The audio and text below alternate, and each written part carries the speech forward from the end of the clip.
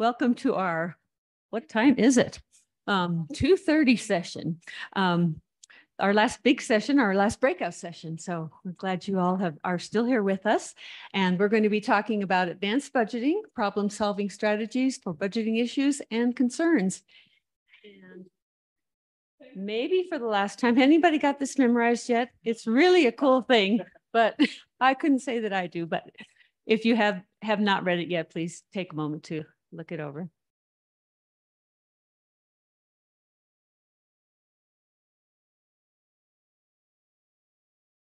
Okay. And we have three presenters on our panel this afternoon. We have Sean Jones, the Assistant Director of Research Advancement at the Fulton School of Engineering at ASU. We have Howard Bergman, Director of Research Advancement at the Mary Lou Fulton Teachers College at Arizona State University, and Megan McDevitt, Financial Manager, Sustainable Energy and the Build Environment at Arizona State University. And we welcome all of you, and I'll turn the time over to them.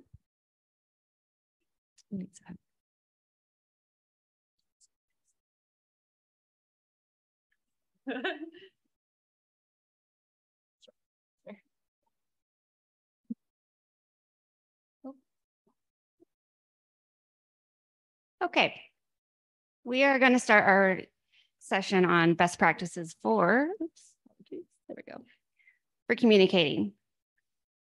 As most of us know, a key part of our job is communication. There are a lot of things that get, our wires get crossed, as I like to say often. PIs have a different interpretation as something we do. So I think one of the main important aspects is just having open communication. As research administrators, I also like to say, we have to have advanced problem solving skills and critical thinking. It's so important in our job. Everything that comes across our desk is something that we have to think about. We have to problem solve and use critical thinking skills. If I have any fellow project managers out there, I like to look at the definition of problem solving from the PMBOK. So step one is to identify the problem. Step two is we want to define the problem, break it into smaller and more manageable pieces. Step three, we want to investigate the problem, collect data, collect the facts, make a decision. Step four is analyze and find the root cause of the problem. And step five is we want to solve the problem and check the solution, make sure it fits, make sure it works, and then move on. Another thing I like to talk about is not making rash decisions. Sometimes we feel pressure from PIs, from deadlines, and it's important to take a second to stay calm, analyze your facts, and make a rational decision. It's okay to say, I need to look into this and get back to you later once I have a better decision. And then questions. We want to ask questions. This builds our connection. We want to build rapport with our PIs, especially if you have new PIs. Usually they have a lot of questions when they first get an award. So it's important to be there to answer questions and go over anything they may have questions on for that award. And then we'll talk more about institutional and sponsor policies later on. Oh, thank you. Okay, so more best practices for communicating. Sean or Howard, do you want to take a little bit of the pre-award? Sure. Hi, everybody. I'm going to stand up. Also, feel free to, if you have a question, just raise your hand. We want this to be somewhat interactive, so feel free to put in your 2 cents or 3 cents or half a cent or whatever it might be. So why do we communicate? What's the importance? It's important in everything, right? Especially today. There's so many different ways, whether it's in person, we have so many Zoom meetings, phone calls, however it is. We have to communicate. We have to be good at communicating. And why? We have to understand, in addition to what we need, we have to understand what the PI is trying to solve. What do they want to do? What's their research about? Once we get into that, of course, we want to work with them to understand what the deadlines are, what we work with, right? Pre-award, Our life is due dates and deadlines. That's what we do. It's what we are. It's how we live. And we love it, right? Right? Work through conflict. Conflict, there's always going to be some. Some PIs are going to work a certain way. Some are going to work a different way. You have to adapt to that PI for the most part. If you're going to try to get all of them to adapt to the way you work, you're going to hit a lot of brick walls. It's going to be difficult. So you need to be adaptive. Build interpersonal relationships, very important. Not just with faculty, but with staff. There was a presentation earlier today where they were talking about building those interpersonal relationships, not just with faculty, but with your staff members, with assistants that may be working with a PI, working with different universities, working with different organizations. Develop all those relationships. Difficult conversations, always, right? One of the things that we had talked about was we're trying to find a way to say how, not no. Now, at the end of the day, no might be the answer we want to give them, but we have to give them options as to how to get to that point, right? The way they want to go may not be the one that works, but we have to find a way to make it happen. Be accurate. Definitely, certainly, you need to give the proper information. If you don't have that information, go and find it, right? Make sure that you can then refer to it, show them policies, discuss, again, different ways to do things, what's going to work. One of the things I like to do is when we're talking budgets in the beginning, make a wish budget. What do you want to accomplish? What's your project? What do you need to do it? And then from there, we'll kind of build a budget. If it doesn't fit within the parameters that are allowed, then we'll kind of move it down or build it up if we have to. But create that communication. Again, the other thing that was said earlier this morning was to build trust, right? They have to have that confidence in you that you can get the job done for this project that they want to do for the next 1, 2, or 3 or 5 years. So build that trust up with your faculty, with your researchers. All right, and then before we get into the sponsor specific, I wanted to get kind of just a broad best practices and pre-award. And of course, that always starts with reviewing the funding announcement. And that includes making a checklist, correct? We always make checklists.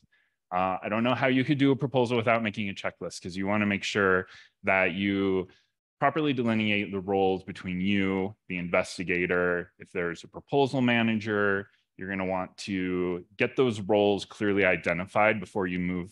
So people aren't stepping over each other, and there aren't people doing 2 tasks at one time. So while reviewing that funding announcement, we want to find all the little hills we may have to climb for this particular proposal.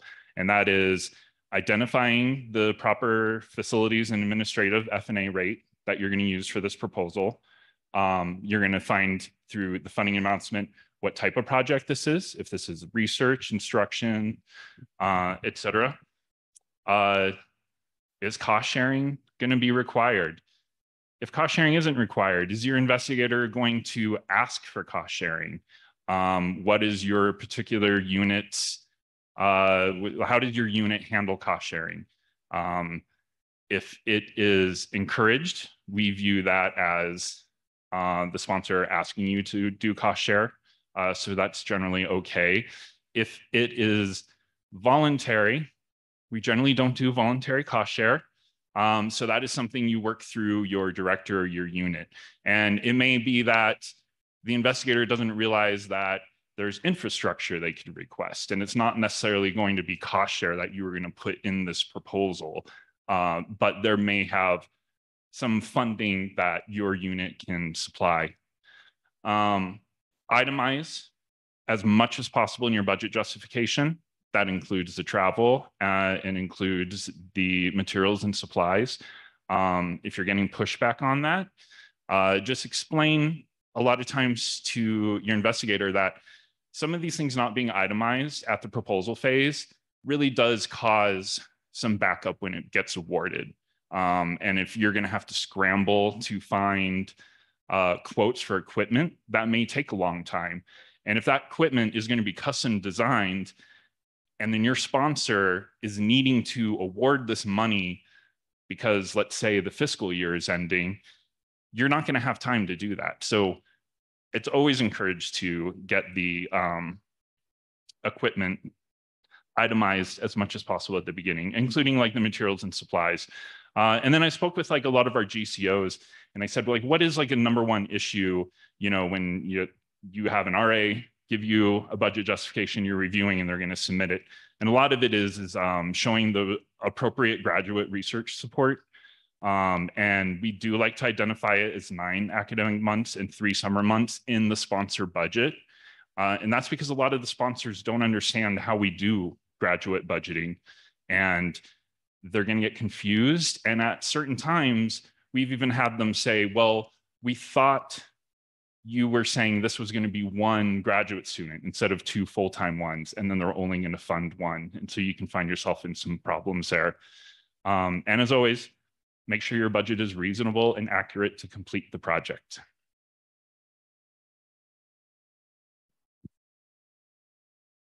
Okay. So, yep. Okay. So shifting gears a little bit for post-award, when you get approached with a change in key or senior personnel, questions you want to ask is the scope of work changing? Is there any impacts to the scope of work? If we're adding a co-PI or removing a co-PI, same questions. Is the scope of work changing? Are any of the deliverables going to be changed? Anything not going to be met? And then we talked about this a little bit in the earlier sessions.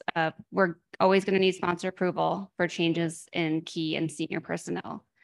And we also want to make sure we let the sponsor know no changes with scope of work and nothing will be impacted as far as deliverables on the project.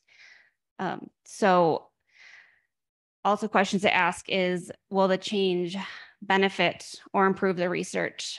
So an example that was mentioned earlier is if a PI leaves the institution, then you need to determine if you can move that award, or are we going to change the PI at ASU, for example, and then issue a subaward to wherever the PI was moving to.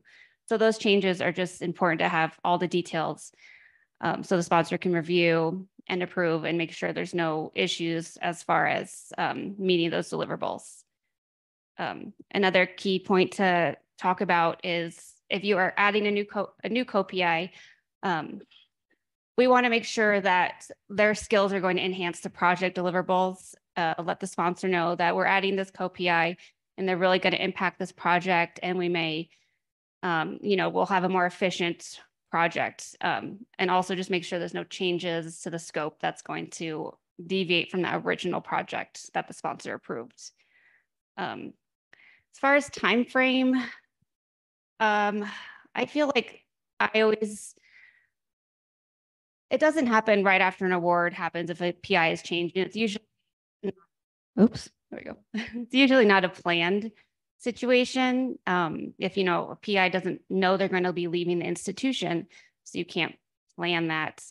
But just having all of your documents and backup together to submit to the sponsor for approval is important.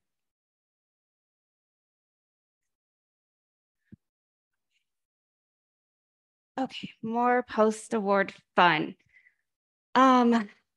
Late in period expenses. So we're talking 60 days, sometimes 120 days, sometimes 90 days, depending on what the PI is coming to you to want to buy at the end of the project. So usually if it's capital equipment, that's something that's purchased at the beginning because this capital equipment is going to be imperative to the work on that project. So if they come to you at the last 90 days or 60 days and want to buy capital that wasn't budgeted, that kind of raises some red flags. So these are a couple examples that are likely not appropriate. The last 30 days, I have $5,000 left and I really just want to restock my lab. I just want to spend this money, and that would not be an allowable charge. That has audit written all over it. So that's an example of we want to get a little more information because that would not likely be appropriate. Same with the equipment that wasn't budgeted or planned for. If you're getting pushback that this is needed for the project, we're going to want to submit a rebudget, have justification, and absolutely have sponsor approval for that equipment if it's absolutely necessary for the project. I'm going to skip around just a little bit and I'll come back. So if I get approached with that question at the end of the project that this equipment is needed for the project to meet these deliverables, I like to ask these 4 questions, and I have them saved in my drafts, and I'll just copy and paste it. Like, please let me know, let me know your thoughts on these questions here. So we want to ask, is this absolutely necessary to the work on the project? Will it halt the work on the project if it's not expense? Does it advance the project? And is it required for the project? And you want to get those answers from your PI, because that's going to serve as additional backup for you in case you're audited. And most likely, if it's a capital situation, you're going to want to submit a rebudgeting sponsor approval, just so we are audit ready and have no issues. Moving back up to other examples that are not appropriate. I have money left on the project, and I just move a student over to spend it down. Well, we need to know what the student was doing. Are they helping with final deliverables? Are they imperative to final reports on the project? So you want to get that additional backup in case it's pulled in an audit, internal and external audits. We want to be audit ready on post-award. Another one is increasing effort. So same situation. I want to add more time for my summer. I want to add, academic year. Those things might require sponsor approval just because effort is changing and sponsor needs to know.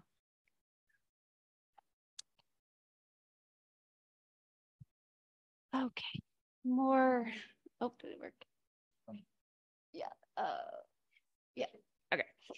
So shifting to NSF specific, just a couple scenarios or situations that I've encountered. So food,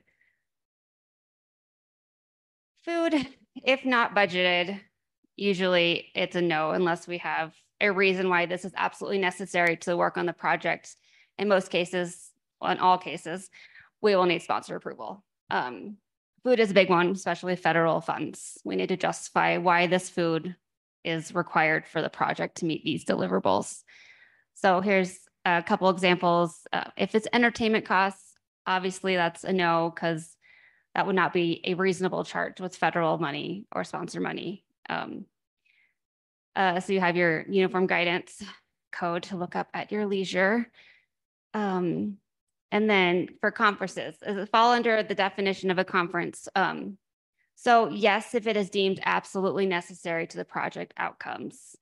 And going back, this would be something that would be in the proposal already approved by the sponsor. We have it in the budget, the justification. So that case, I feel like as long as we have our justification for that food charge, you're going to be saved. Well, you're going to be okay if we get audited for the food. Let's see. So shifting gears to PI and co-PI effort without sponsor approval. So this is one that I like to look at the prior approval matrix and reference the PAPPG. Has a lot of good information as far as reducing effort, increasing effort. So if PI wants to reduce their effort from 0.5 person months to 0, that that's going to be a little bit of a flag to the sponsor. So we need to know why they're reducing their effort. Is it changing the scope of work? If they're reducing their effort, what are we going to be using their budget for in their place? Do we need to rebudget? Again, going back to any impact to the scope of work. In cases, we're going to need sponsor approval. So for participant support, we ran into this a lot during the pandemic. We had a lot of funds budgeted for participant support, student support, PIs were planning conferences, and obviously during the pandemic, travel halted. So we did a lot of rebudgeting out of participant student support back to the main award.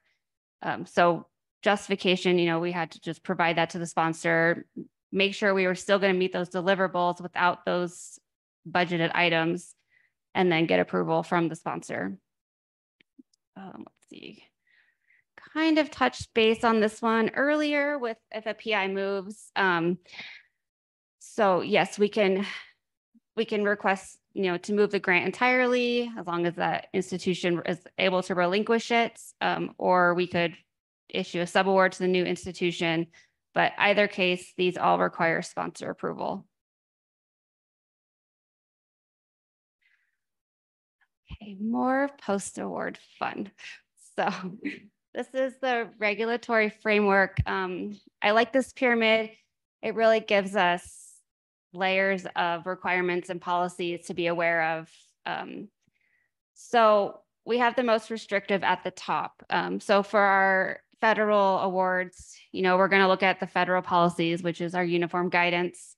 And then it goes up to our, research terms and conditions for that project, if applicable. So you want to review your funding announcement. There are a lot of good details in there to be aware of for when you're managing awards.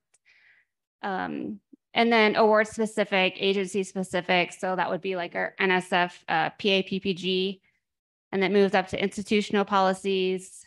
We have ABOR, we have ASU, and our fellow tri-universities here, and then even further into unit specific policies. So the most restrictive is going to be at the top. So in the event of getting audited, they're going to look at our most restrictive policies, which is are going to be our institutional policies. So it's important to be mindful of anything that is that stands out as far as wanting to be aware of when being a grant manager in the event of any audit. Let's see.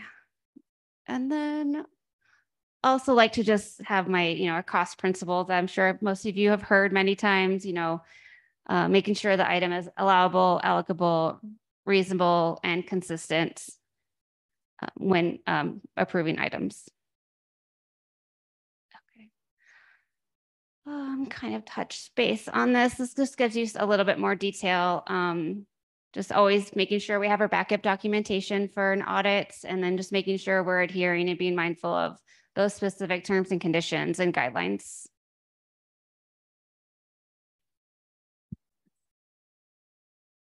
All right, thanks, Megan. All right, I'm going to talk a little bit about participant support.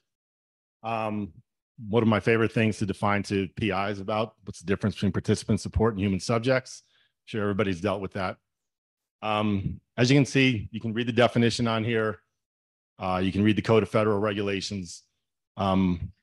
One of the things, of course, is that participant support is for a specific conference, workshop, seminar, symposia, something along those lines that's being hosted. One of the ways I like to remember it is that for participant support, they're getting something from us. They're taking something from us, right? We're giving them knowledge. We're giving them professional development. They're going to leave with something along those lines. It may not be tangible, but it's something that they're leaving.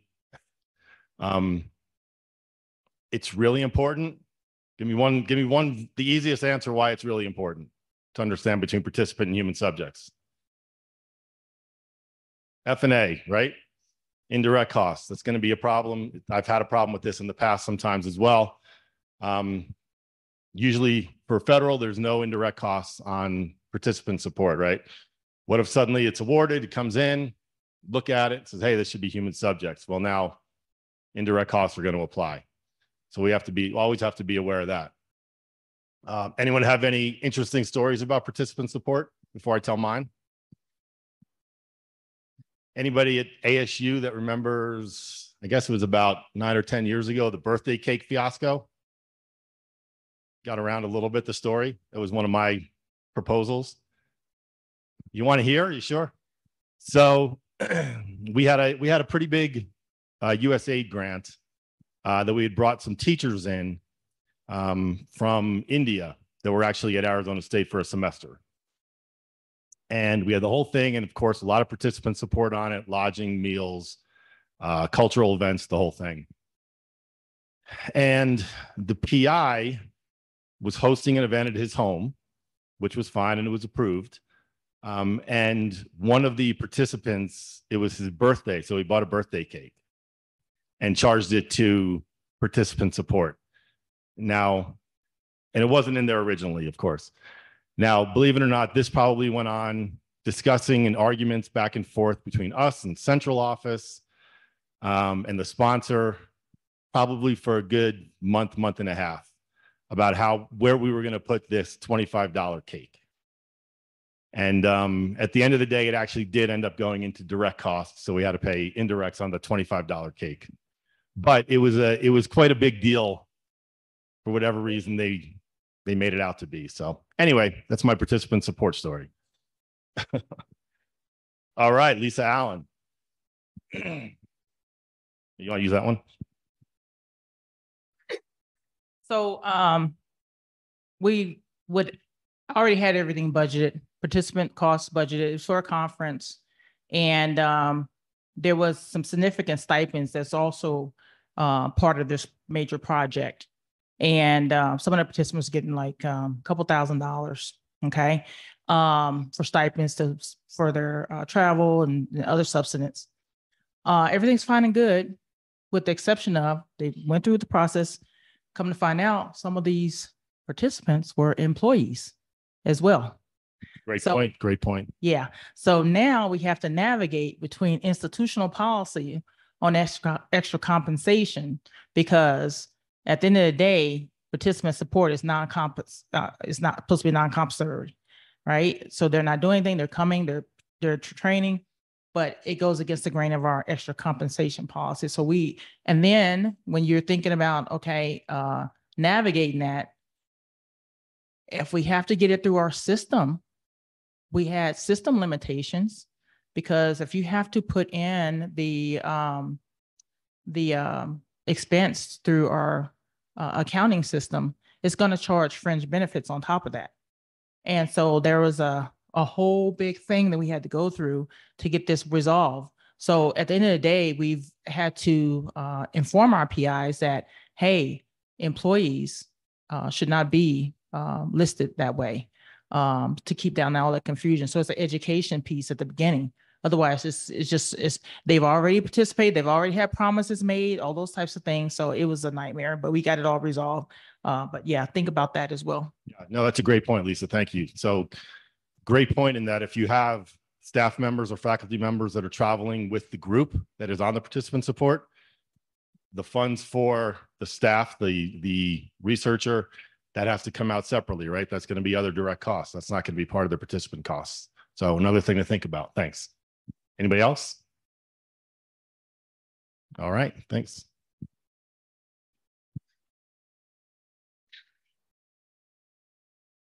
Is it going? Oh, there's notes. There was more to the slide. Apparently. All right. So human subject incentives, which people who don't live in the participant support world will call human subject incentives participant support. Sometimes it does get confusing. But human subject incentives, the definition, ASU's definition is up there. And it really is there to compensate and help encourage people to participate as human subjects in research. And the reason why, it's not meant for them to make a lot of money. So, I mean, the NIH will push back on you, for example. Like we had one project we submitted where they were going to actually do whole skin punches on the participants. And the PI rightfully thought, well, that's pretty invasive. So I'm probably going to get a lot of people that say no. And a good way to get people to do it is I'll give them like $250 or $300. And then I was like, okay, but we'll make it $25. So it's really not meant, it's not meant to be a large sum of money. It can equal up to a large sum of money. So you can make it. So for example, I participate in U of A's COVID cohort. And I think since I've been doing it, I'm probably up to like $200 in Amazon gift cards, because you get like 25 or 50, you know, incrementally it could come up to some decent amount of money, but it's nothing huge. It does get F&A on it, collected on it. And then you'll just have to make sure you check with your business office and how you run it, because they may need to supply I-9s, like just depending on what it is. And another very important thing to help guide your faculty with is they get their projects funded. They would love to get 200 participants. So they go out and they buy 200 gift cards. And then in the end, they get 50 participants. And so you can't return gift cards. So there has been a faculty who I'm assuming gave relatives a lot of gift cards one Christmas, because they basically had to buy it back. So that's always a good thing. And then now we'll get into some more sponsor specific. We'll start with the NSF. Yep. Thanks. And one of the things, I know we talk about human subjects, let's touch that real quick. I try to get all my PIs whenever they say participant and they're talking about human subjects, I try to get them to say human subjects or subjects. Hurts my ears when they say participants. All right, so NSF. We're going to touch on quite a bit of sponsors coming up here, a little bit more specific. Starting with this one, of course. 2-month salary limit for PIs and other senior personnel when you're doing your budgeting. Additional time must be strongly justified. Is additional time allowable? It is, but it has to be very strongly justified. We have had some people that were paid 6 months on an NSF grant that were co-PIs, but they were on soft money completely. So you can do it. It has to be very strongly justified. For the justification, this is the quote that we use for any NSF proposal. You have to be specific with these. As you can see, well, you can certainly read what it says as far as calendar year goes. There are proposals that you're going to have different periods rather than years, right? That's another thing. Be careful with the language that you use. If the first period is 3 months, don't call it year 1. Just call it period 1. Don't call it year 0. I've had faculty put that in also. So make sure that you define it correctly as to what the period of time is that you're budgeting for. And then justification for consultants. This is something that always comes up, and it can be a little bit tricky. Very often we'll have faculty say, well, I want to pay this person $5,000 a year. We'll try to get them to break it down. We'll give them some suggestions. Sometimes we do submit it as $5,000. It's a fixed price deal, and they're going to do whatever needs to be done in order to get the work done, rather than including all the information as far as hours, days, and everything else that goes with it. Ideally, you'll include that, though. Other things with NSF, of course, is now research.gov. Just be aware, we just talked about it in another presentation, that they're changing the rules on biosketches and current and pending again. Hopefully this will be a long-term fix, I hope. But otherwise, anything else for NSF? I really like the research.gov. I liked Fastlane before also. I don't know if that's a good or bad thing, but I do like the research.gov. Hopefully everybody's using that well and not having any issues with that. So again, this is just some general information for federal sponsors, but a lot of this information can go for any sponsor, really. Common issues. Is there a restricted rate or a training rate to consider? So I'm in the School of Education. We do a lot of training rates. We do a lot of training of teachers. There are restricted rates on those. Usually it's 8% modified total direct costs. So that's something that we have to look at.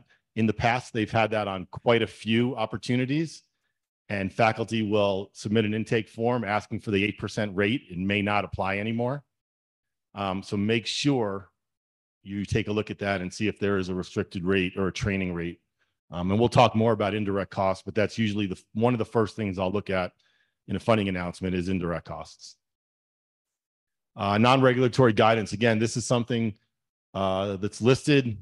This is something you should follow for all of your proposals, really. What are the objectives? Identify needs, evidence-based, et cetera, et cetera.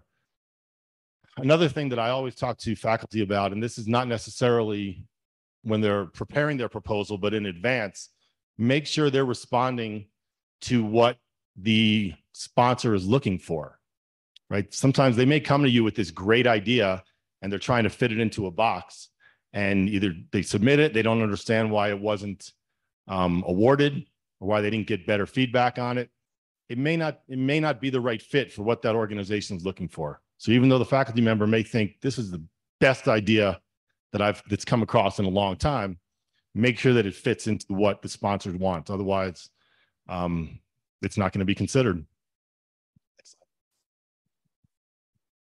Build America, Buy America Act. So these are some of the, of course, federal acts that are in place that we need to follow and make sure. And I'm actually going to, you can read through these.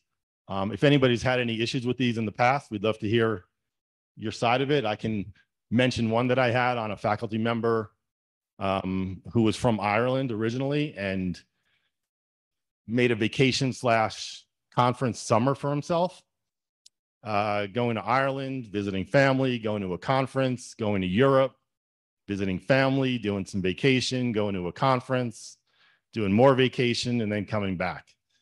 And it was a little challenging, trying to make sure it all fit in. This is one of the reasons why I only do pre-award now.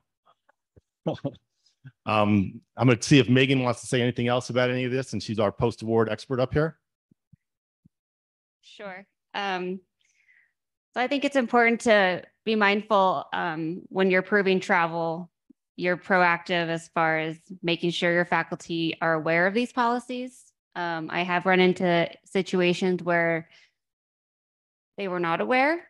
We got an internal audit and had to have a justification and an exception of why they chose to fly a non, U.S. flag carrier.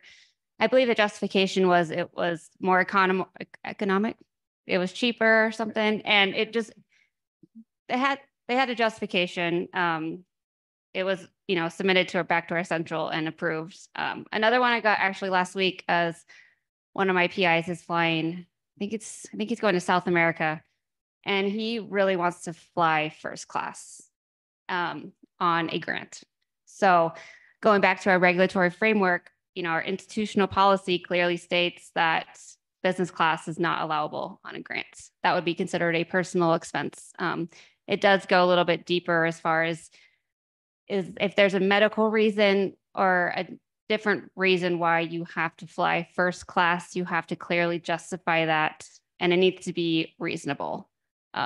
So we have our best practices in place to avoid getting hit with audits. So I think it's just important to have those conversations if someone's traveling internationally. A lot of times PIs just are not aware of it. So that's where you come in handy as far as giving them the information.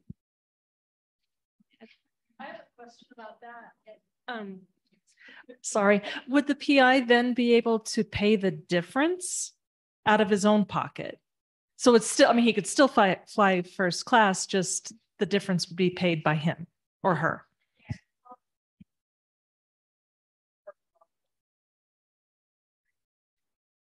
I just want to add to that. We would strongly encourage our PIs, and again, it comes back to education piece, before they start spending on their accounts, that they should work infrastructure and systems.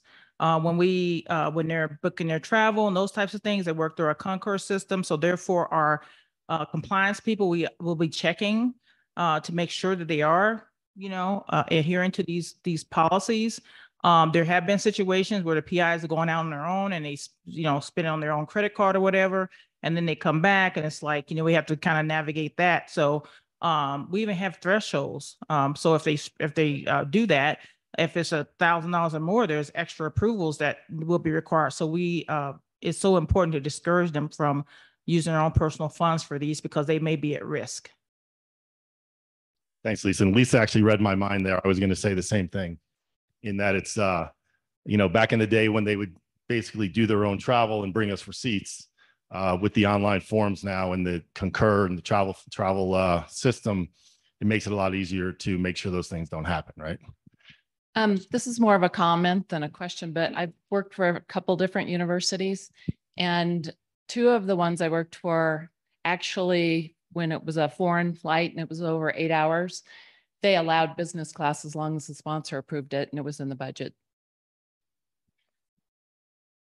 What sponsor was that? NIH. NIH was the answer there. Next. All right, a few more issues here. Denial of a continuation grant. So yes, these are usually year-to-year awards, right? And the sponsor can pull it. Different reasons for it. Maybe they don't have the funding anymore. Maybe the project is not running the way they expect it to. Maybe you're not spending enough money on it. They're not, for whatever reason, they're not satisfied with the progress that you're making on the grant. They certainly have the ability to pull the grant.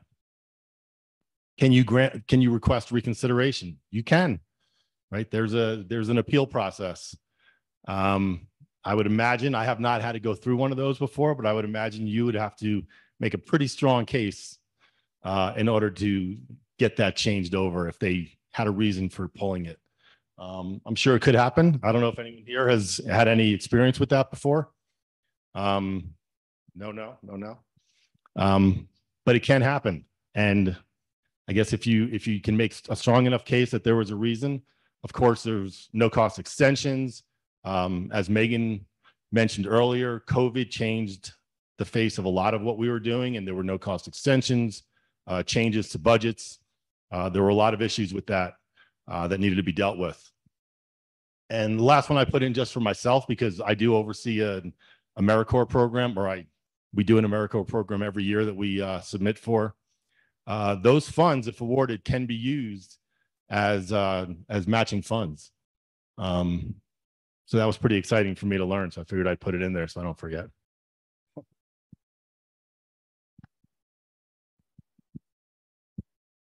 All right. This is one I would love to hear from other people, as I'm kind of going at this as one particular unit within engineering that submits to NIH. But I feel NIH has been pretty tried and true for the past 10 years. And this is like one of the major changes when it comes to budgeting. It's the data management and sharing policy. Now, this is for all grants that generate scientific data. And so most of your PIs are on top of this when it comes to writing the plan. Gets a little more confusing for people when it comes to the budgeting. So costs are almost never zero. And so because of that, we have one unit that they generally, if they're not sure, they would just put $1,000 a year in. And so that, whatever you use that for, though, it must be justified in. So if it's for a student helping with this data management stuff, then that expense is in that line of the student. And so in your budget justification, you still have to point to that area in the budget justification. And I put the guidance there. I find the guidance a little confusing. So I think it's good to just see what all the resources are out there and find out what all the other units are doing as well.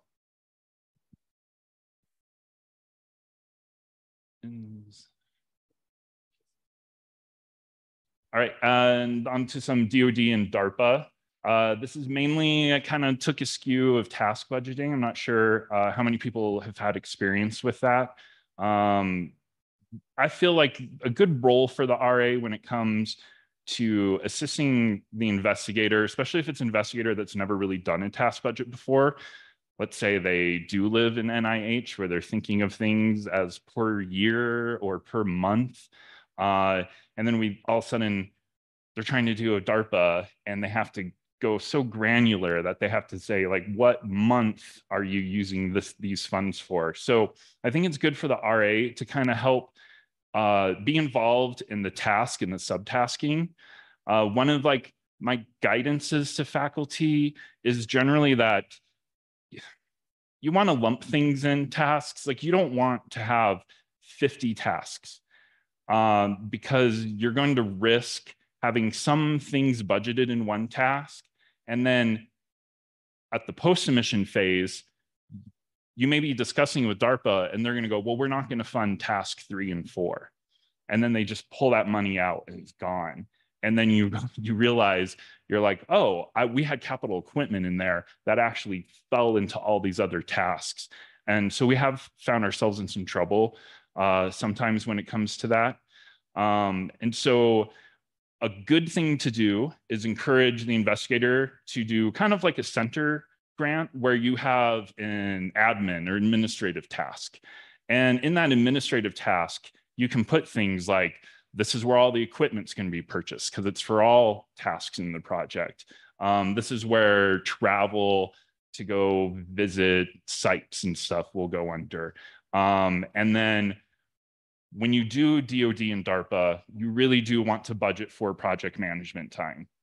They generally have monthly reporting requirements. And those monthly requirements, you know, they take up a lot of time of those RAs. And so if you have your project manager there and they could be collecting all that stuff for the month, and it just makes it so much easier.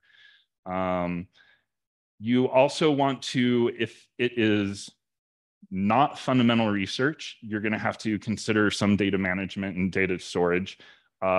Your university may not meet the security requirements of some of the cybersecurity plans of the DoD, and so that may require you to go outside, or it may require your university to purchase higher level data security. Always include quotes for equipment. Like I said earlier, that will really hold up a project.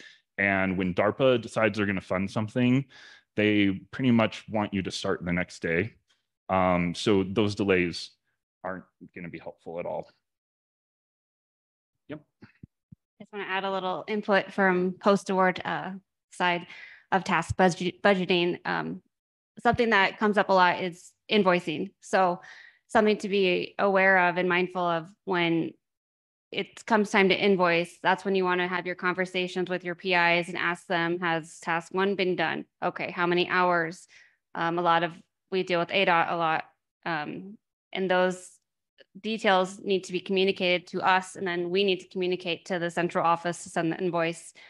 We don't want to get behind on invoicing. We want to make sure the tasks are being done when they said they were going to be done, and making sure that the hours put into those tasks are corresponding with what was in the original budget that pre-award did. Do you have anything to add to? Nope. All right, so Howard will have some input in this too, but I kind of lumped USAID and international all together. We've done at ASU in the past quite a few very large USAID proposals. So when it comes to staffing, again, you're going to want to do project managers, project coordinators. These are international ones, can be very big. They can have different sites to them. There's a lot of like moving pieces. There's in-country hires. You're managing your hires at the unit level. And so when it comes to out of country versus local staff, like where to budget them.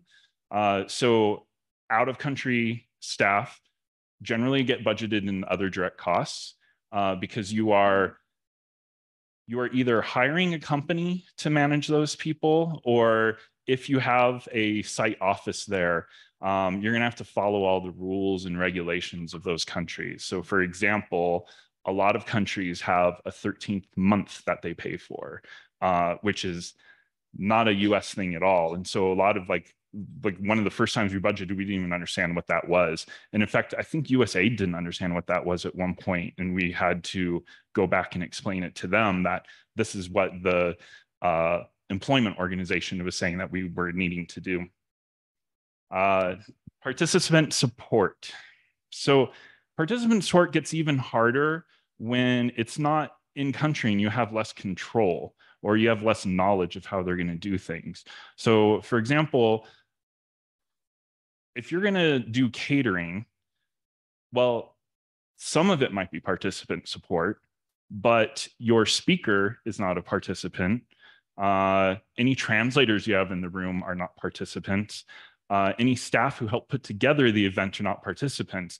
And so if you're not sure how they're going to divide all of those up, I do worst case scenario, meaning we're not going to do this as participant support. We're going to collect F&A on this. And then if you're in-country person, or if you have a way to do it, then on the post-award side, you can start moving those funds around. But I always say, go worst case scenario, which is that you're going to have to pay F&A on all these things. And so room and rental fees, AV fees, those aren't considered participant support. So you'll have to collect F&A on those. Now, if you're renting an office for the project, that does not get F&A on it. That's just depending on your F&A agreement as well. I think it should be fairly standard because it is part of ASU's. And then if you're going to pay stipends, you need to consider tax implications for that. You can get yourself in a lot of trouble if you're doing tens of thousands of dollars in stipends to have students travel in these countries, but they come from a place where they're not really going to be able to pay taxes on some of those stipends that you give them. So those are allowable costs a lot of times. And so that's something you need to consider. When do we did catering. You can go next slide. Subrecipient versus vendor. That's another thing you can you need to help guide your faculty to.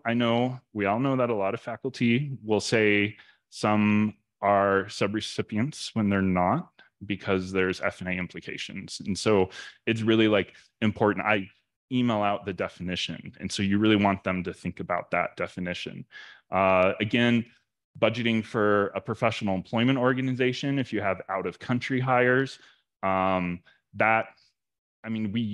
at times we've done it at 10% of all those out of country ones. I'm assuming it's probably higher this day and age, but you'll want to check with your central office because they may have a vendor already in mind. And then they may have some historical data where they say, well, for this country, you may want to budget 20% or something like that. Again, rent is excluded from F&A if it's the office for the project. You're going to want to budget for everything, the utilities, the office supplies, computers, all of that. For the post-award side, you're going to want to think of geographic codes when you're doing the purchasing. And then vet all entities prior to doing business. And what I mean by this is that out of country, there may be not a problem in that country for them to work with a certain organization, but they may be barred in the US. And so those are going to apply. So you're going to want to think about that, and you're going to want to work with your compliance office for that. And the VAT, value added tax, a lot of times that is an allowable cost, and that's something that can get really high, and that's based on per purchase. And so sometimes you can get a VAT, they'll exclude a VAT or you'll get a waiver for it, but it's based on per purchase. So you're going to want to think about, if we're going to purchase these things in another country, we're going to want to look up what their VAT tax rate is, or VAT tax rate, and you're going to want to budget that ahead of time. And then overhead rate, which do you use? That's kind of tough in some of the international ones where some of them are educational and they're not necessarily research. And so that's another thing you want to work through the investigator with on helping determine that. And again, that's not just the lowest one because it gets us more money. It really has to be its actual purpose. Yeah, I'm going to add a little bit to that. Just to echo what Sean was saying, these USAID and international proposals can be very complex and challenging. And probably in the 12 years I've been in Teachers College, this has been the steepest learning curve for me as far as working with international proposals and international awards. Does anyone else in here have any international projects going? Okay. So the thing that really helped me was the International Development Office at ASU, because we put together a proposal, we put together the budget, and we ran it past them, and they said, well, you need to add this, just as Sean was saying. And suddenly, for a 5-year project, it was another $100,000 a year plus indirect costs on top of it for all these little things that had to be added in that I didn't really know about at the time. So if you do have an International Development Office, go to them as soon as you have it. It's going to take time to go through this. It's, again, I can't stress more than what Sean was saying. These are very good projects, but they're very challenging to get submitted properly. And USAID isn't always the easiest sponsor to work with, at least from my experience. Maybe it's me.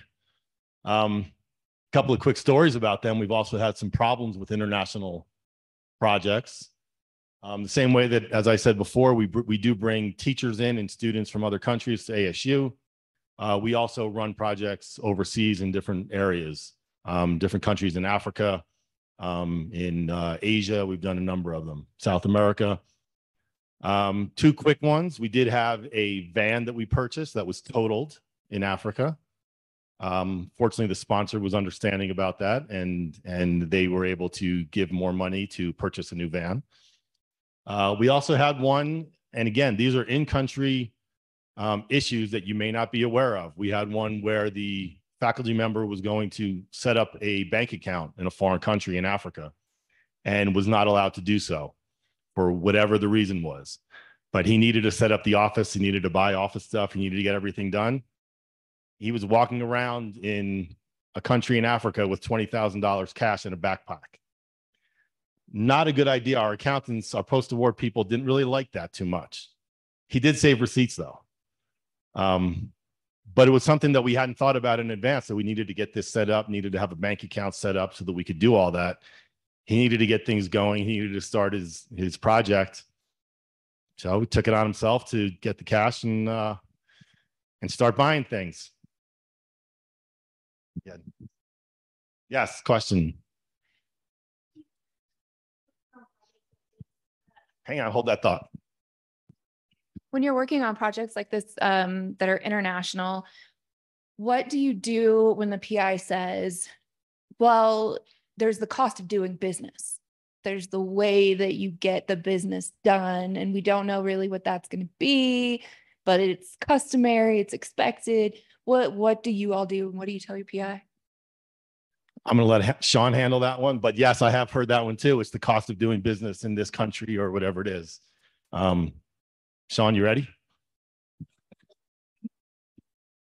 Oh boy, that's a tough one. I mean, I guess it's guiding them with the fact that you have federal flow through you have to follow, and so that takes precedence. I think when I said that 13th month, that's kind of the cost of doing business too, right? And so I think under certain circumstances you might be able to, but what do you tell them? I mean, I think you just have to push back, and you have to say that it's just not what we're allowed to do because of where the money comes from. And then maybe if that's such a big thing, I don't know. The only workaround I could think of is work with your development office and see if there's like some sort of gift money that can be used for other things. But yeah, that's like, but I mean, that question is good because that shows like how difficult these international ones are and like how much pushback you really do get for a lot of these things. That's a good one. I really wish I could think of an example, and I'm going to have to ask and find an example now for futures. Yeah, just follow up on that. We'll get to the question, but yeah, they're very difficult. And like Sean said, you have to be able to put it into a budget. We can't, we don't use the word miscellaneous when we do a budget, right? We can't say it's cost of doing business. I know when I had something like that, our international development office was very helpful in looking at some other projects that we've done either in that country or in that area to see what it might be and then try to budget it based off of that. So that's what I had done. I didn't come up with it. I let the international development office tell me what we should do, and then I went from there. Can you talk more about how the overhead rate is determined on these international proposals? Again, well, I mean, luckily you have ASU, we have an F&A wizard. So worst case scenario, I send that to the PI and say, you go through this and you tell me why it doesn't work in that area. But how they're determined, I mean, you're working with the investigator and you're trying to come up with like really what is the goals and the purpose of the project. And so I think what we get a lot is we get a lot of this on campus versus off campus rate fight. And then that one I find that's where the wizard, and I don't know if U of A or NAU have this kind of tool, but where it really does explain to you that, if you have an international project, but every single person working on that project is at ASU and working outside of ASU, well, then that's on campus, And so that's where, you may butt heads a little bit with like your investigator, but I think that's where I always find citing your work helps. And so if you can direct them to a web page that tells them that information, then it's not coming just from you. You know, you're just the messenger at that point. And so I think a lot of these things is trying to make yourself the messenger is important, where you're like, I'm not asking this personally. Like, this is just like, we're working through this together to find the most appropriate way to do this. Because once again, most of the time you're dealing with federal dollars, and like those come, you know, there's strings attached to federal dollars that we all have to follow.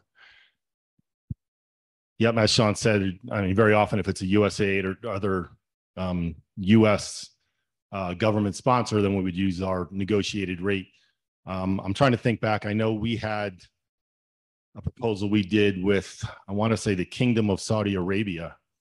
And I believe we just used the US government federal rate for that and just see if it would stick. So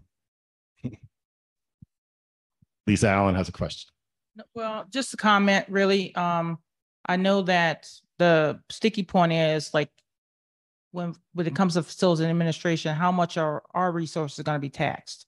You know, if the project is going to be done overseas fully, and no, you know, I think I was looking up our exact definition for ASU is for the off-campus is the off-campus rate is applicable to those projects conducted in facilities not owned or operated by the university, which includes charges for facilities rental as a direct expenditure and for which more than 50% of the project salaries and wages are effort conducting a rental facility, for example. So all that field work across seas, you got the PI over there. So, you know, so it's not impacting our infrastructure. So that's where some of that off campus will come from. But I love Sean's answer, because at the end of the day, we just need to direct them to our policy and direct them to our wizard or direct them to that guidance on how to determine if it's going to be off campus versus on campus.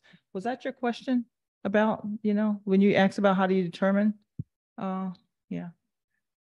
That was an online question. Oh, that was online. Sorry. But yeah, the 50% is if 50% of ASU personnel, if you're renting a non-ASU facility, right? Otherwise, it's 75% of ASU personnel has to be done in that location in order for it to qualify for off-campus. All right, foundations and nonprofits. This is a really growing area that we have fortunately been able to tap into a little bit. Again, being part of education, there's a lot of foundations out there that want to be a part of that want to partner with us on different projects. They're actually very exciting to do, but they can certainly be challenging.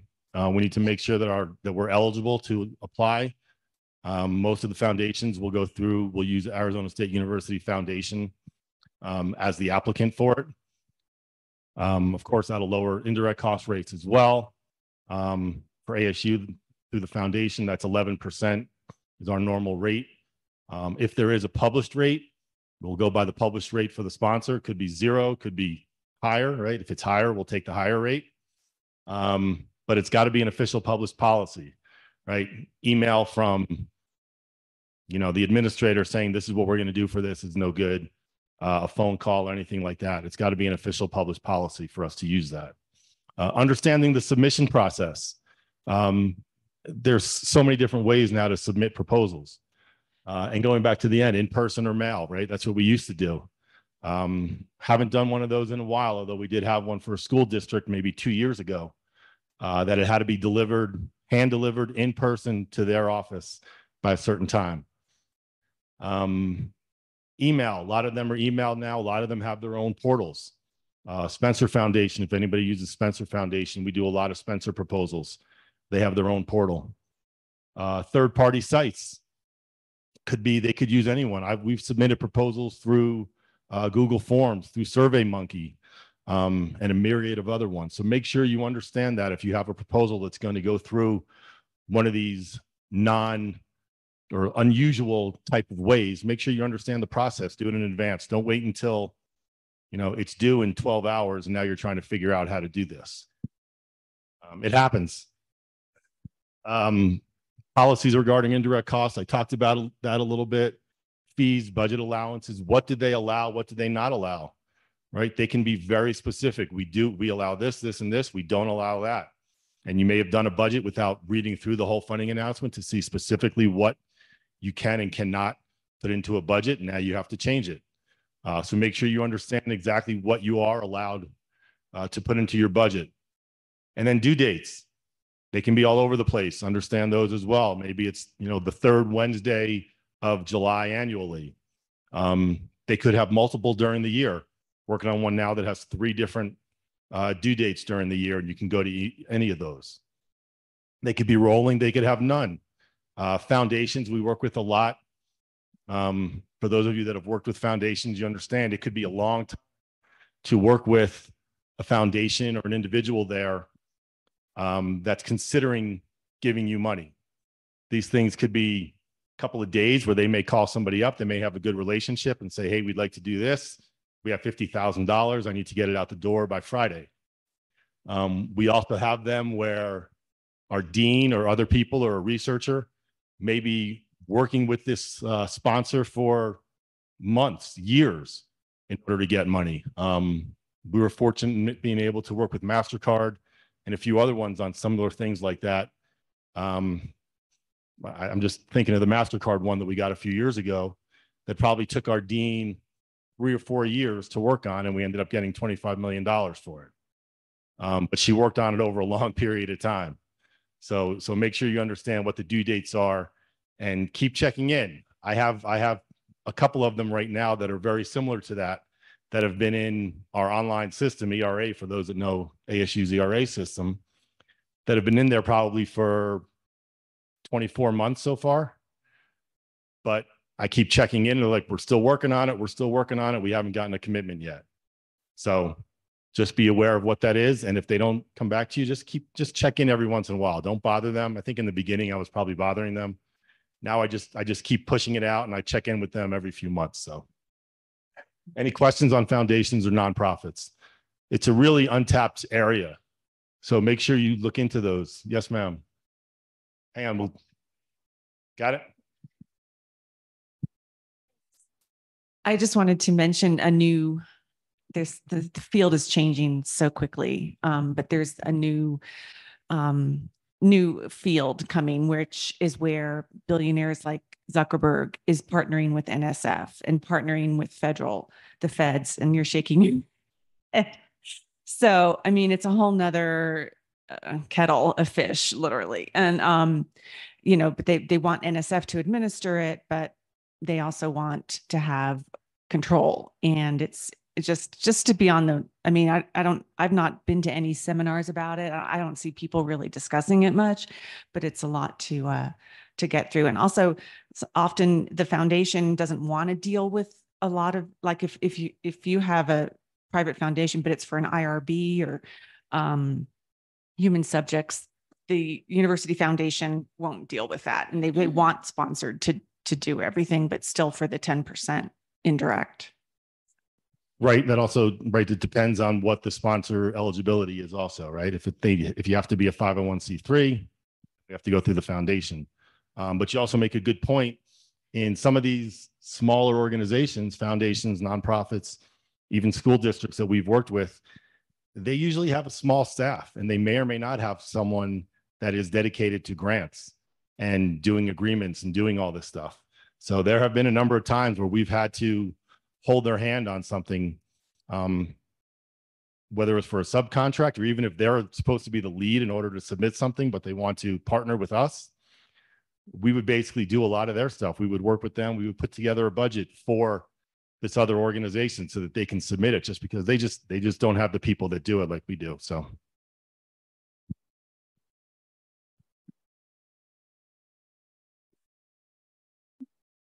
All right, corporate and industry. This is kind of an ever-changing one as well. So I want to get to the other slides. I'm running out of time. So I'll say the most important things about budgeting for corporate and industry is that we do not share our details with them, right? So we fully burden things. We say it's $100,000, and they go, well, what's in that 100,000? You go 50,000 personnel, 50,000 materials and supplies. So I mean, that's all they need to know. And then as I ask more, you can kind of like break down like a little bit, but like That, and then the other thing I have to say is our F&A rate is non-negotiable, and that's where we start. And so my colleagues know, my supervisor, she definitely knows that when we sit in a meeting and I hear that Intel is bringing a project in, and I go, how much is F&A? And they go 10%. And I go, you're telling me the wealthiest corporation in the world and my state university is subsidizing them. So, I mean, like, I want people to think about these things when they work with like industry people, because, you know, the faculty member may be chasing the dollar, they may be chasing the relationship, and they're gonna kind of go with what the industry partner wants because that's the relationship they're working on. And so that's part of our goal too, is to help explain to them like there's a reason why the F&A is like that for industry. And so I think like just help educate. So those are my main points on corporate and industry.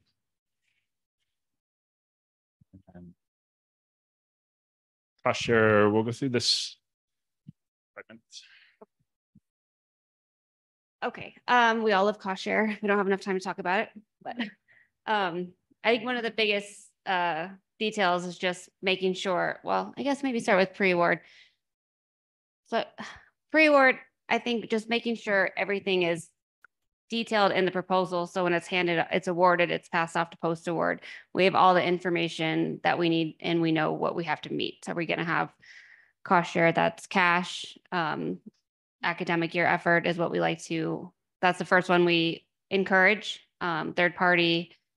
And then just understanding that all these types can contribute to the overall cost share that needs to be met. Pre-award? Yeah, so pre-award and thoughts. So cost share, we start with sort of like a wish list, a tier, and like Megan said, we want it to be contributed effort of the faculty. If we can meet it with contributed effort and unrecovered F&A, golden. That's not always the case, especially if it's like a high level of cost share that's required and it may only have one investigator. And then that investigator time is already used up. And so that's when you're entering like the cash territory. And so we generally like kind of tier it. So we want effort, unrecovered F&A, then graduate student, if we're going to do cash, because that's what we're here for, is for the students teaching. If not equipment, because equipment is something that can be used for after the life of the project as well. And then third-party contributions. And especially if you're working on a budget and you see the faculty is going to subcontract an industry member, that's a really great opportunity to try to get third-party, like in-kind contributions. Just one thing on that. I always work with my post-award team if there's cost share involved. I want to make sure we understand up front that this is workable, that they understand what we're committing, and that we understand what we're doing on our side is correct. We have an online question. Sure. As the project manager of a large project, can you talk a little on how the financial budget can affect the critical path of your project? Can you repeat that? Can you talk a little on how the financial budget can affect the critical path of your project? And this is coming from a project manager viewpoint. Okay. Well, if I understand the question, the budget, I always like to start with the budget because it determines the rest of what your project can be. Can you afford what you want to do? Can you make this happen? Can we hire these people? Can we travel to 19 conferences a year? Your budget that you do up front is going to determine that. That's why we like to do what we call a wish budget. Tell me what you need in order to make this project what you want it to be. And then we adapt based off of that. If we build the budget and it comes in, 20% over what it needs to be or 20% under what it needs to be, then we'll adapt at that point. But at least in my opinion, the budget will somewhat direct what the project can and can't do just because of the numbers. No, that's exactly what I was going to say. They agree with me.